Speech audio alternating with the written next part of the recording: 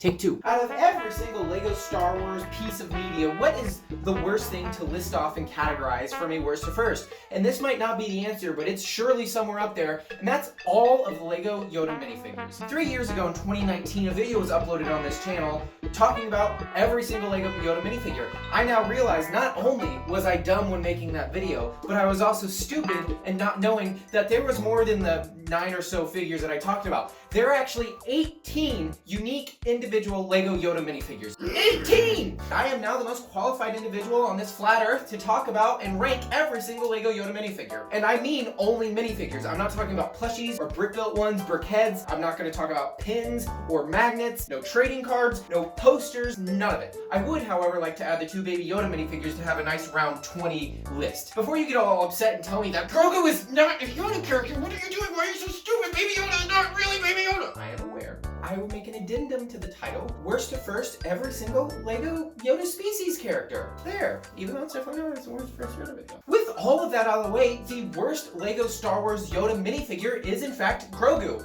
Because he's not even Yoda, that would be ridiculous for him not to be the worst. Specifically the Christmas variant, because while Christmas figures are very fun, they're not as useful as just the normal ones. Which gets us to 19. Normal Baby Yoda. For the same reasons as before, but this time he's more useful because he has tan. And next on our list, and this might be a controversial one, is this Yoda figure. Now, you might think this is just a normal LEGO Yoda Star Wars figure, but in fact, this is not a normal LEGO Star Wars Yoda figure. This is a normal LEGO Star Wars Yoda figure, however it has magnets in the legs, which makes it different and technically not a minifigure, but I'm gonna count it anyways. And the reason why this one is the worst is because the legs don't come off of the bottom of the body. Next on our list is the same exact magnet figure, but instead of having a brown undershirt, he has a burnt orange undershirt. And the only reason I have burnt orange above brown is because of the aesthetics. It looks slightly better than the brown one. We have the 2013 reboot Yoda. This is the current head mold that is being used for the Yoda minifigure. And this particular one is a prequels version from the movies, but he has a little, you see that little gray piece? That is a neck bracket with a pin sticking out of the back. While this additional neck bracket is great for play features, when on display, it looks like Yoda with a giant rod sticking out of his back, and I'm going to stop myself before I say something way too inappropriate. Subsequently, 16 and 15 are the original Yoda minifigures sans magnets. Back to the OGs, we now have Keychain Yoda. You take the keychain out of this figure and put on an original head without the hole in the top of it, you now have a cool original Yoda with a LEGO logo on the back. That's pretty sick. It does make the original Yoda a little bit more unique, and while you couldn't use them as many things, how many people are using the original Yoda in Mox today? Coming at number 12, we have a reboot Yoda Christmas edition. You might notice some odd little details here, how this Yoda has, in fact, a red torso instead of a tan torso. Isn't that interesting? He came in the Christmas X-Wing employee gift a couple years back, and while it is very cool to have a new Yoda, the torso is not exclusive to him. It's just a normal Santa torso that they had in the past couple years, and while it is neat, it's not exclusive to him, which is kind of unfortunate. Now, this bad boy had 4 different versions to work with. The original version of this figure had just one torso print on the front and gray hair. Then an updated one came out a few years later with white hair and new updated torso printing on both front and back. To quickly go through these, my order is white, gray, white with back printing, gray with back printing. Our next one would be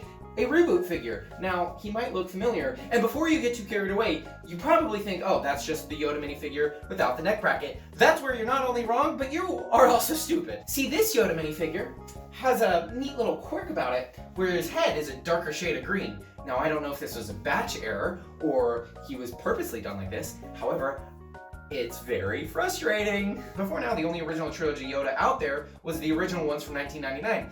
This one, releasing only a few years ago, is not only newly updated with a new head, but new prints. We are now at our final 5, and with the bottom 3 of the top 5, it's kind of difficult for me to place what should go where, but I'm gonna have to slightly give the edge to 2 more and say number 5 is the prequel Trilogy Yoda. While this reboot figure is great and he can be used in a ton of things, the reason why I think I put him down this low, even though I really do love the prequels more than the original trilogy, he is in a ton of sets. This version of Yoda is in the most sets out of any other Yoda figure. You can find him anywhere. Who you can't find anywhere is the first LEGO Star Wars Advent Calendar Christmas figure, Xmas Yoda. He was the first of the 2 Christmas Yodas, and unlike the second one, we have an exclusive body print. Woo! Not as special as our number 3 placement, back packing Yoda. This guy is the definition of cool.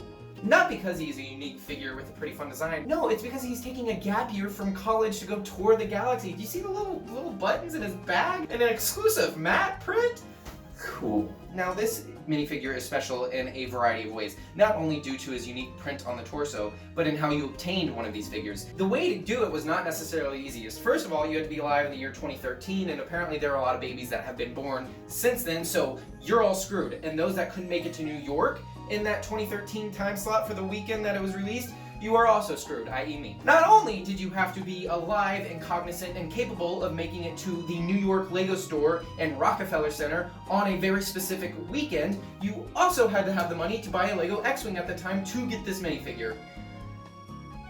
That's rough. With the very limited quantities of this figure, probably one of the lowest print runs for the general audience out of any minifigure ever, this is the rarest Star Wars minifigure made of plastic. It is super fun. It's the classic I Heart New York shirt switched around. That's cool, it's in Yoda speak.